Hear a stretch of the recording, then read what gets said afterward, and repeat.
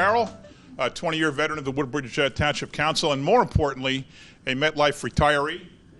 So he is very, very happy that he took this tour, and now he knows that his retirement check monthly that comes monthly is very safe and secure. Also, Councilman Jim Major, who runs the 4th Ward of Island and Menlo Park Terrace, so he's actually the local councilman here.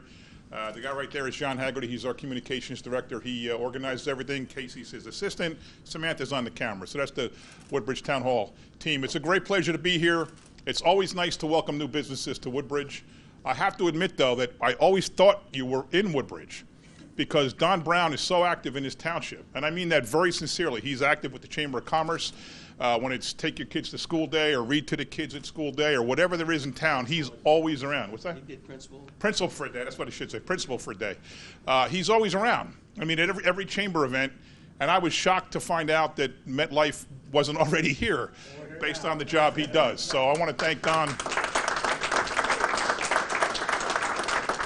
And you're in a great spot here in Metro Park. I think this is probably the most successful and most dynamic office market in the state of New Jersey. At least a lot of our realtor friends tell us that. Right behind us here, the Hampshire Group, which built this building, is building a gigantic development which will have a hotel, conference center, office buildings, hopefully some very nice retail, and hopefully a couple of really good restaurants, and then a couple of hundred apartments in a 10-story building. So this market here is booming. The Eisner-Amper building there was built on spec starting in 2007, 2008 when people weren't building dog houses.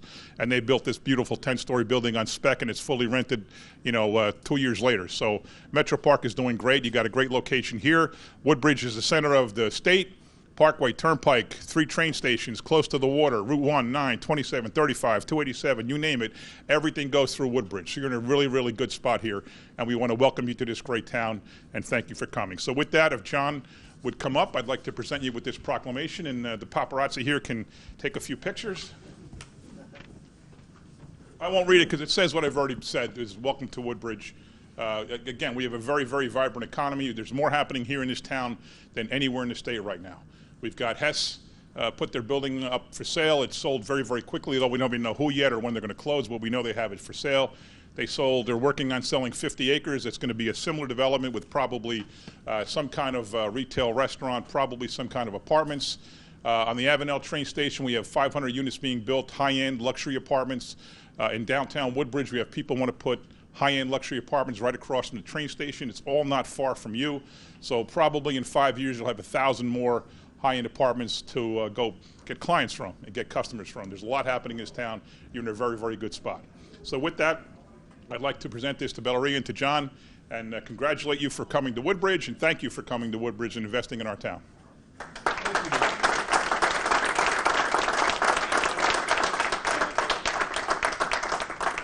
3, 2, 1.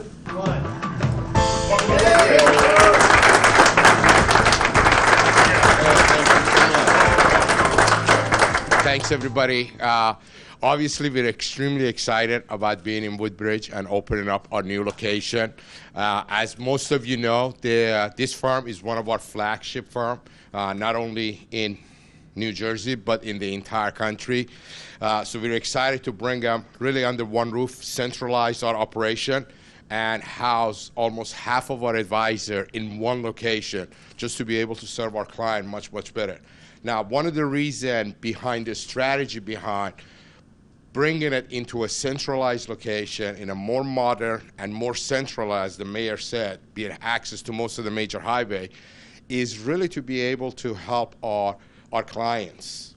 If you take a look at this firm services almost 190,000 households in New Jersey. That represents more than 500,000 customers in the state of New Jersey. This firm manages more than $6 billion of asset under management. That's money that our customers and our clients use for their retirement, for put their kids in college, and have a successful life. So this is extremely important for us, not only for this market in particular, but overall to be able to really penetrate the market and help our clientele. Now, if you look, this firm is not only in New Jersey. We have offices in New Jersey, Pennsylvania, New York. So as this firm expands so does our overall reach in a general market in Northeast. So again, thanks for being here. I'm really excited for this. Thanks to John and Bill for all the work over the last year and a half to kind of bring this together. And they know some of it wasn't that easy. So I appreciate it and look forward to talking to you individually. Thanks. Thank you, Peter. Hey, welcome everyone. In 2008, we had a dream, and that was to be in the heart of New Jersey, to make the reach easy. As an organization, for those of you that may not know us, as the Metlife Solutions Group, we also market locally under DBAs by investment teams working together. So we have the Fortune Financial Group here. We have Virtus Financial Group. We have the Riley Financial Group and the Reddington Financial Group here today. So it's an amazing group of people. What our competitive advantage is, and I'd like you to think about this. Those of you that don't work here, those of you who work here, you can think about it also. But Mr. and Mrs. Client, you have a couple people that you work with and handle your investments. You have a couple people you've bought life insurance from over the years. You have someone that handles your car insurance, someone that handles your homeowners. And at the end of the year, you take all that information and you see an accountant. You've assembled a financial team, but I'll ask you a question. When does that team get together? When do they game plan? Where's the written plan? Just think if they were able to work in unison. And over the last 7 years, with the help of everybody, all my wonderful associates here, we've built that organization. We've built it so that we can bring the best intellectual capital in the industry, all right? 2 households, 2 business owners. 190,000 households seems like a lot, and it is. But there are a lot more households in New Jersey that we have to reach out to. And do it the right way. As you know and as you read, our industry, all right, is constantly criticized. Our products are criticized. Advisors aren't doing the right things. They're doing it for the benefit of others. Well, I can assure you that that doesn't apply to the people in this organization. We want to be known as the company and the organization that does business the right way.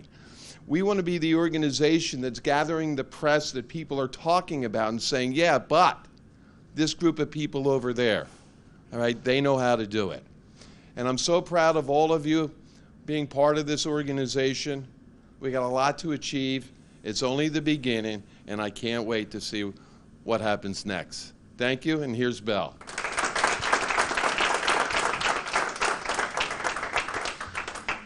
So once again, I want to thank everyone that's participating here today. And one of the reasons that we wanted to have the official ribbon cutting was to introduce some of you to our organization. Many of you know us through your clients, and you know how your advisor interacts with you. We just heard from the mayor how Don Brown has been such an important person and part of his community here in Woodbridge. And all of our advisors actually are very involved in their communities.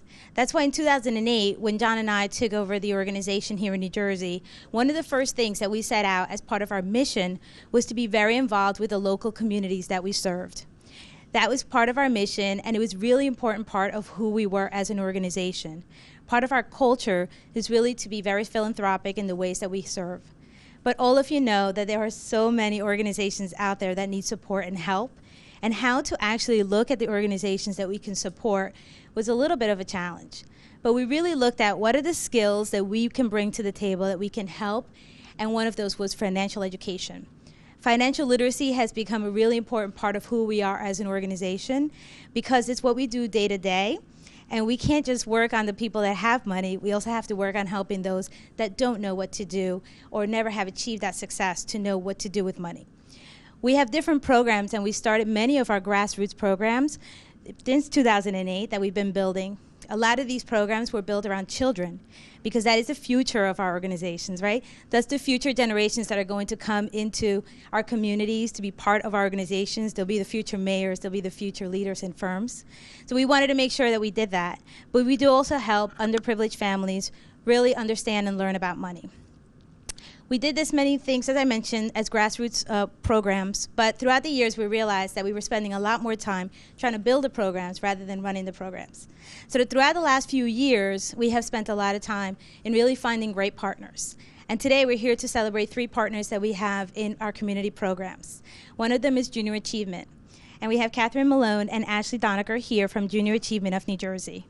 We've been partnering with them since 2009, and we have spent probably hundreds of hours already in volunteer time that we've spent with some of the programs they run.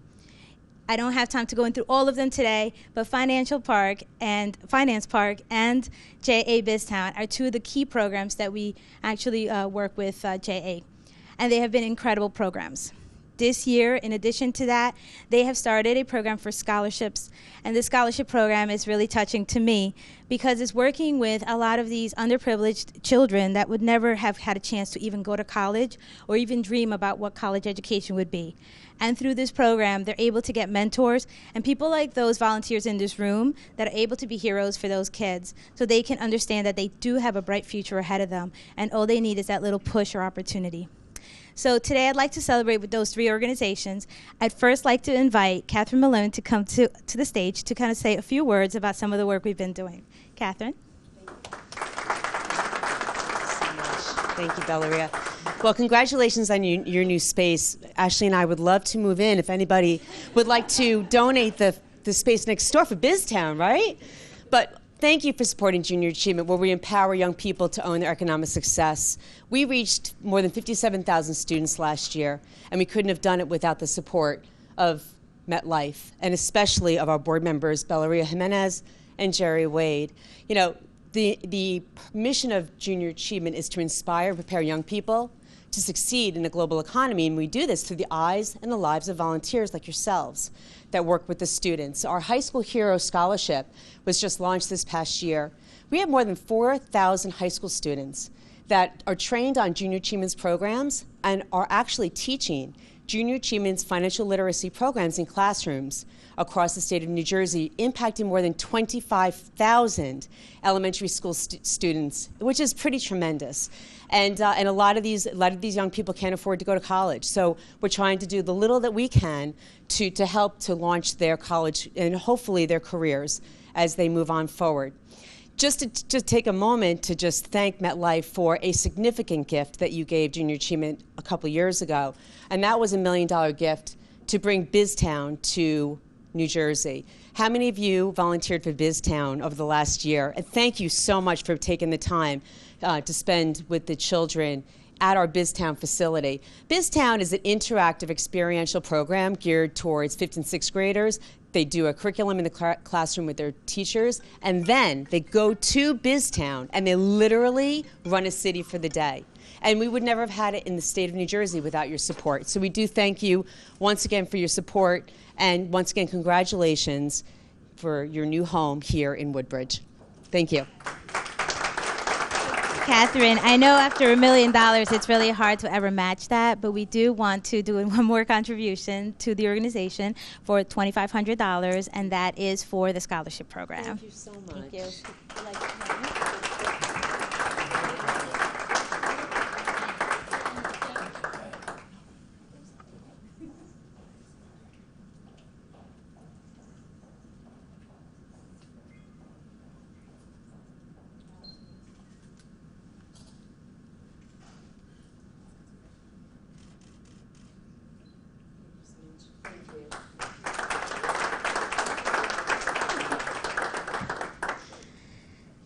Thank you once again for all of your help and for all the volunteers in the room have been able to participate in these programs.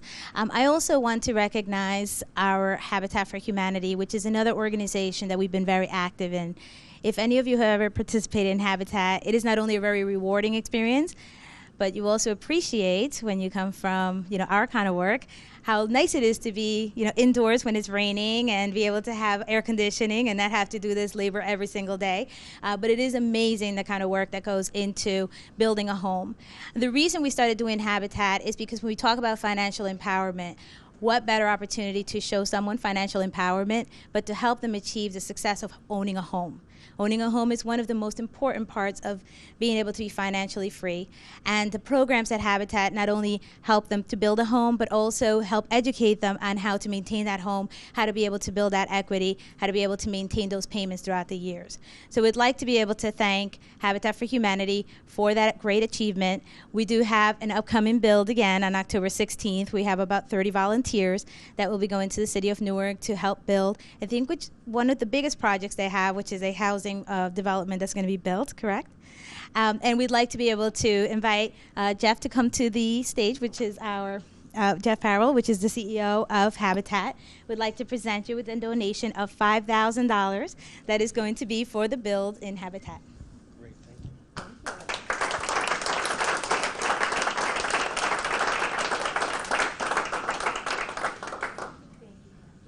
Bring this home with me. You can take it. Go to the Might not take it at the ATM. bank, They're not but going to it's take it okay. at the ATM. I have the real one for you. Thank you. I'll fit into the ATM.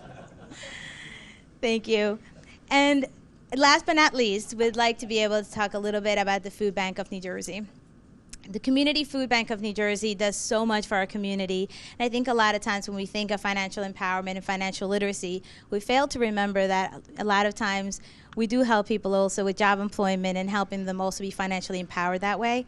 When we started working with the Food Bank of New Jersey, I think I was a little ignorant of how many people in New Jersey actually need the food bank services. And in our industry, we get to experience a lot of bad things, right? When we see some of our clients lose their homes to fires, to all the different things that happen to auto and home side. And I have Brian Bushwell here today, who always likes to share the stories that he sees, right, from what we do. We realized the importance of the food bank when we got hit with Hurricane Sandy, because there were so many people, like everyone in this room, that was going to the food bank dressed in their suit and ties, collecting food because they didn't have food for their family. And that's really, really a shame. It's really sad. And that's something we want to be able to help and collaborate with. So we want to be able to continue to support this great organization. And we'd like to invite Phyllis Dunlop, who's here representing the Food Bank of New Jersey, with a donation for $5,000, once again, for the food bank.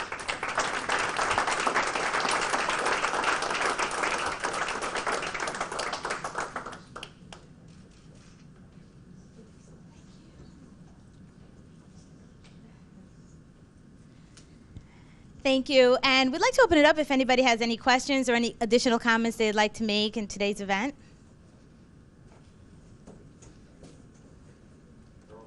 Everybody's hungry. We'd like to thank you. This concludes the formal part of our presentation. We'd like for you to please enjoy the food and festivities. We're going to have some tours so you can see our space. We're located between the lower level and the third level, so we'd like for you to be able to see our new home. And thank you so much for being here with us today.